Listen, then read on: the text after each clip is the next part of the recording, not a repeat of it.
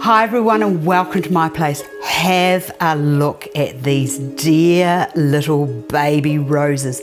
They're actually made out of chalk.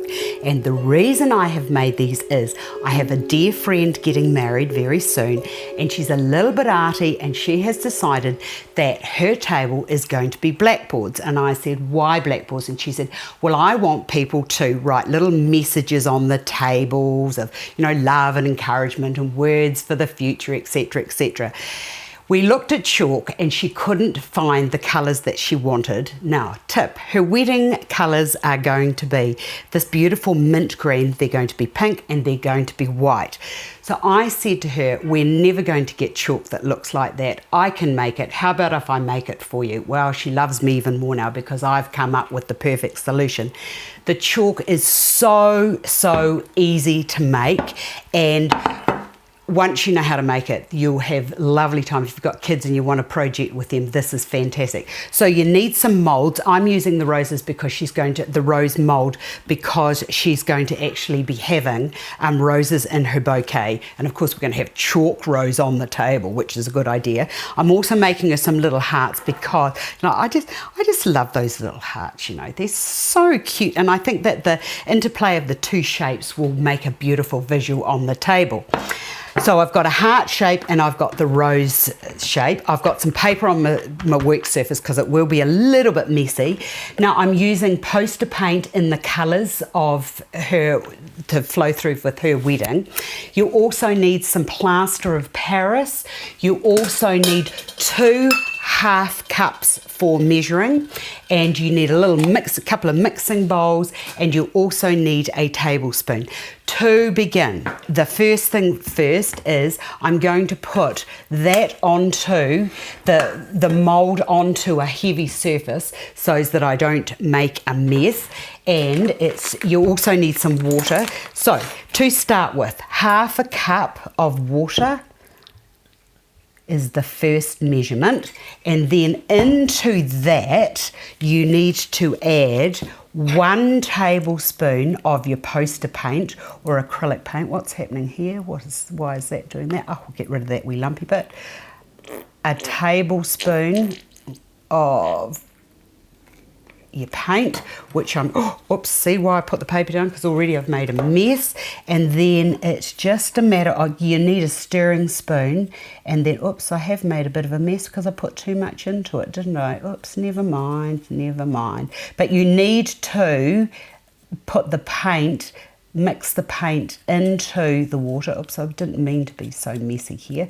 So that goes into there. Then you need half a cup of plaster of Paris, and be very careful of breathing this in. You don't want any of that in your lungs, so that's exactly half a cup of that. I'm very pleased that I had a big clean up and discovered all these old recipes that I had. So the first thing to do is, I should have done this first, shouldn't I? Yes, that would have been a much wiser idea, Astar, to have put that into there first. So that's your half a cup of your paint goes into there, and I'm just going to get rid of that last little bit there. That goes into there, and then stir that up so that that colour is all nicely mixed, and then just add half a cup of your plaster of Paris.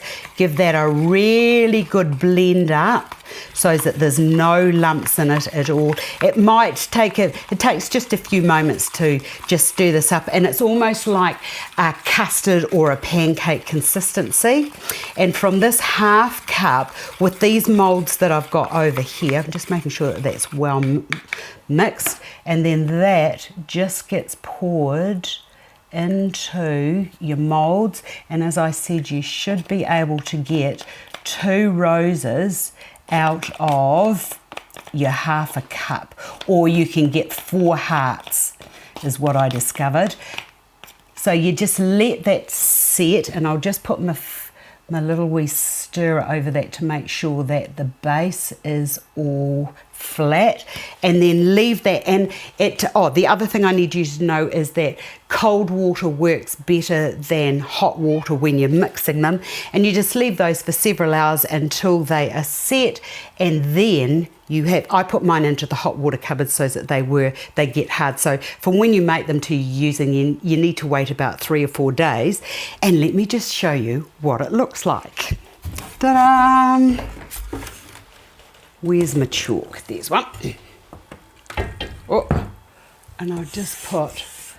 Now when you do it, you might think that it's not actually going to come out, but just give it a few moments, and then before you know where you are, the green will come through and it will look fantastic. And just to prove, I'll show you in the shots when we're finished, but just to prove a point,